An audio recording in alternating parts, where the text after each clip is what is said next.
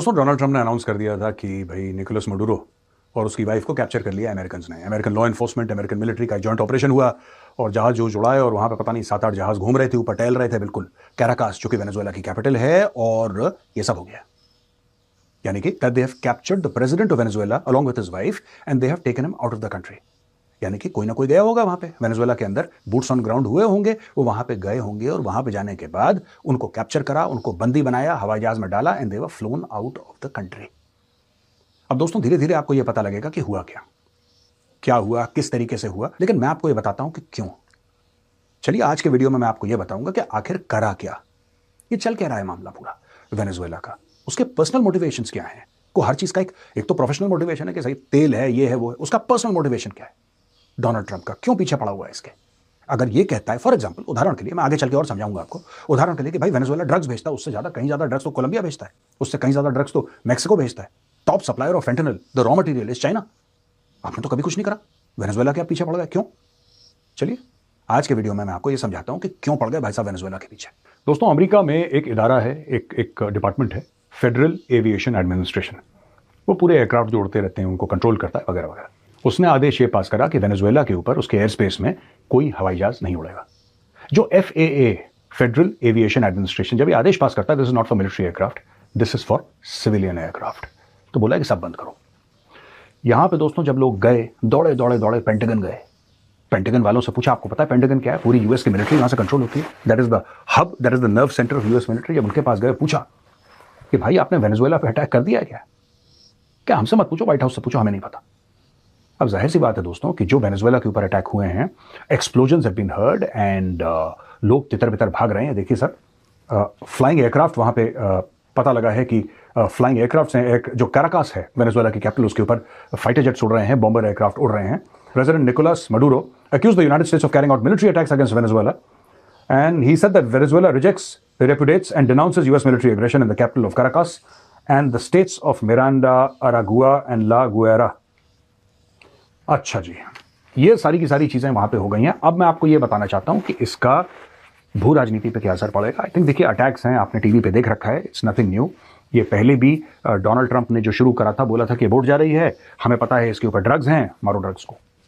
ठीक है, चलिए, तो कहीं ना कहीं लोगों ने अपने आप जस्टिफाई करने की कोशिश करी कि यार ड्रग स्मगलर्स के ऊपर ही तो अटैक कर रहे हैं, चलिए कोई बात नहीं, अगर ड्रग स्मगलर्स के ऊपर या ड्रग पेडलर्स के ऊपर उन्होंने हमला करा है, चलिए कोई बात नहीं। यूएस में कई लोग जो कानून को जानते हैं, कानून के ऊपर कमेंट करते हैं, उन्होंने बोला गैर कानूनी है, यू कैन डू दैट। आपके पास क्या प्रूफ है कि उसके अंदर ड्रग्स थे? आपने मार दिया इतने लोगों को, कई लोगों को मार दिया, दर्जन लोगों को उसने खत्म कर दिया। और यह भी सुनने में आया है कि एक जगह तो ऐसा था कि मारा बोट पे तो कुछ लोग जिंदा बच गए, फिर वापस हवाई जहाज आया या ड्रोन से वापस उन लोगों को दोबारा मारा गया, जहाज से उन लोगों को दोबारा मारा गया। तो जो पानी में तड़प रहे थे, जो फंस गए वहां पे, फिर चुन चुन के उनको मारा गया। ये भी चीजें सामने आई हैं।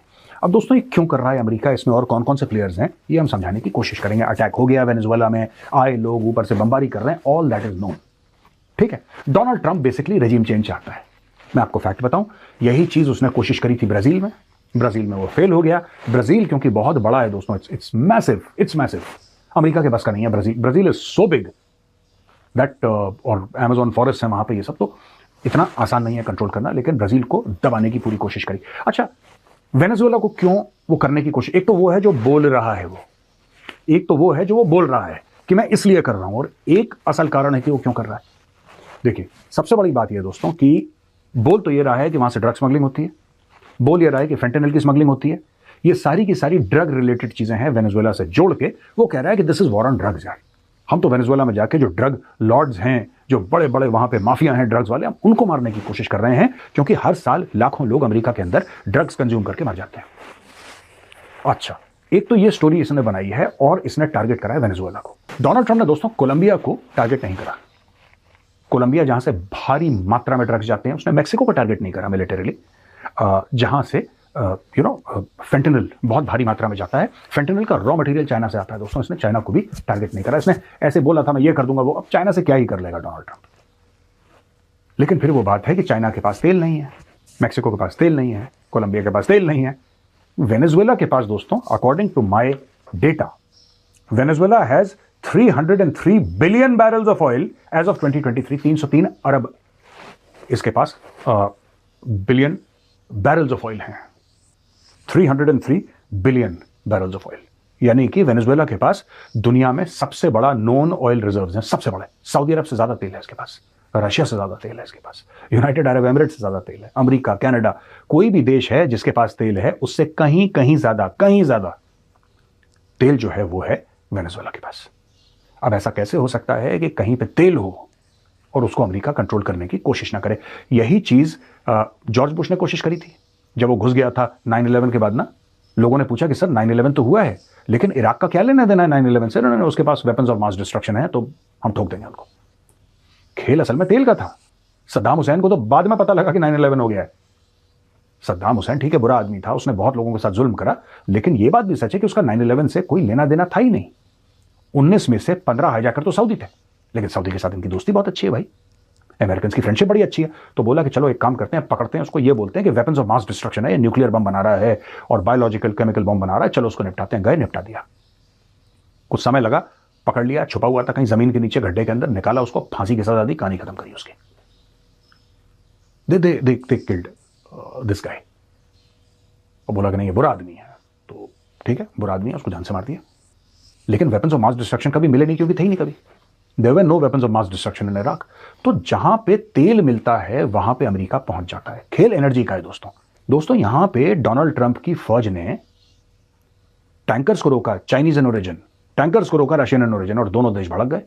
रशिया ने तो वार्निंग दे दी कि वे वार्निंग, आगे से मत करना, ये बदतमीजी जो तुम कर रहे हो, इट हैव सीरियस रिपरकशंस। वहां पे चाइना गुस्सा हो गया। अच्छा, कुछ समय पहले दोस्तों यहां पे एक मीटिंग होती है। उस मीटिंग के बारे में मैं आपको बता दूं कि जहां से मामला फिर और बिगड़ा। मीटिंग हुई और मामला पहले से बिगड़ रहा था बाय द वे, लेकिन एक काइनेटिक एक्शन शुरू नहीं हुआ था मेनलैंड वेनेजुएला पे। ये काइनेटिक एक्शन कब शुरू हुआ?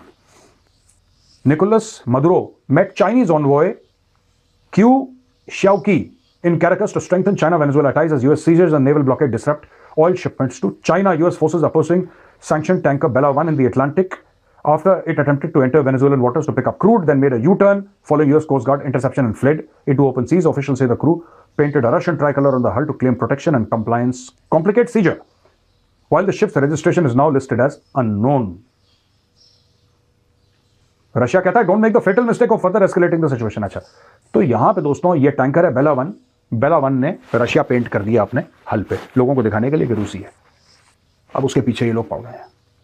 सारा खेल दोस्तों ऑयल का है, इसके अलावा कोई खेल नहीं है। यहां पे when Chinese diplomats go and meet Maduro, ठीक है, तो क्यों कहते हैं? वो इसलिए कहते हैं क्योंकि ब्लॉकेड लगा रखा है, पता है आपको यूएस फोर्सेस ने, कि वेनेजुएला कोई अंदर नहीं आएगा, कोई बाहर नहीं जाएगा, सब कुछ हम कंट्रोल करके रखेंगे। तो भाई चाइनीज डिप्लोमेट आए, चाइनीज डिप्लोमेट ने बोला कि ये क्या बना रखा है? उसने बोला सर हमने क्या कर रखा है, आप हमारा तेल खरीदते हो, you are the biggest purchaser of Venezuelan oil, we are happy to sell to you, आप तो कस्टमर हो हमारे, ये आप अमेरिकन से बात करिए सर।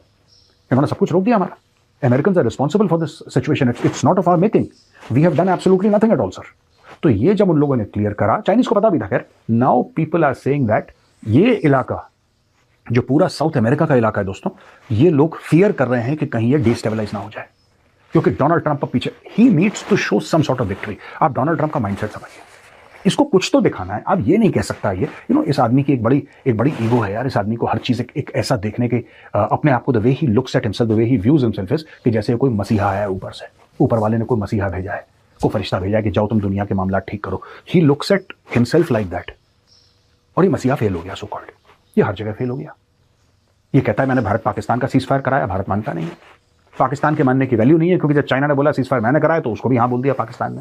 तो पाकिस्तान ने सीज फायर के लिए हाँ अमेरिका को भी बोला और चाइना को भी बोला, दोनों को बोल दिया। कल अगर रशिया मांगेगा रशिया को भी दे देगा, कोई दिक्कत नहीं है। यही तो बोलना है ना कि आपने करवाया था, बोल देंगे, इसमें क्या है।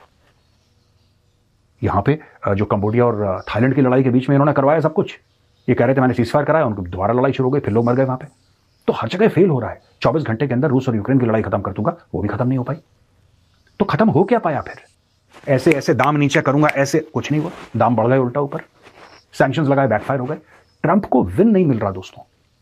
ट्रंप को अपने आप को दिखाना है कि मैं माचो मैन हूं, दुनिया मुझसे कांपती है, make America great again. America से दुनिया थर थर कांपती है, अब कोई थर थर नहीं कांप रहा अमेरिका से। यानी कि जो ट्रंप को लगा था कि उसके पास लेवरेज है, यूनाइटेड स्टेट्स ऑफ अमेरिका के पास लेवरेज है, वो लेवरेज है नहीं, वो लेवरेज है नहीं। आपको क्या लगता है दोस्तों?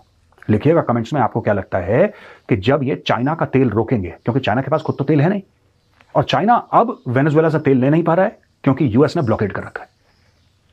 अब आपको क्या लगता है कि क्या होगा? चाइना किस तरीके से रिएक्ट करेगा? रशिया के इंटरेस्ट्स हैं, पर रशिया को तेल की जरूरत नहीं है। Russia itself is floating in oil यार। रशिया के पास दुनिया भर का तमाम ऑयल एंड गैस पड़ा हुआ है, तो रशिया को तेल की जरूरत तो नहीं है। लेकिन रशिया को फिर भी लगता है कि यार हम लोग अगर कुछ कर रहे हैं तो how can you just enter a place and से कि कोई अंदर नहीं जाएगा, कोई बाहर नहीं जाएगा। You can not control it like that.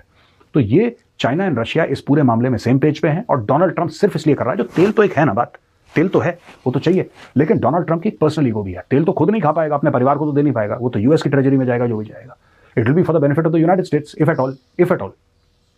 लेकिन सबसे बड़ी बात यह दोस्तों कि अगर हम सिर्फ ये बात बोलें कि डोनाल्ड ट्रंप के मोटिवेशंस क्या हैं, उसके मोटिवेशन पर्सनल है। मुझे ऐसा लगता है कि डोनाल्ड ट्रंप को एक विन चाहिए, एक जीत चाहिए। उसको जीत नहीं मिल पा रही, वो विन जो है ना, that is escaping Donald Trump. और ये जो विन एस्केप कर रही है, जो उसको जीत नहीं मिल पा रही दुनिया के सामने, ये आई थिंक अंदर से उसको बहुत, जिसको कहते हैं कि कुरेद रही है। इसलिए डोनाल्ड ट्रंप ऐसे एक्शंस ले रहा है जिससे पूरा साउथ अमेरिका का कॉन्टिनेंट लोग कह रहे हैं कि डिस्टेबलाइज हो सकता है।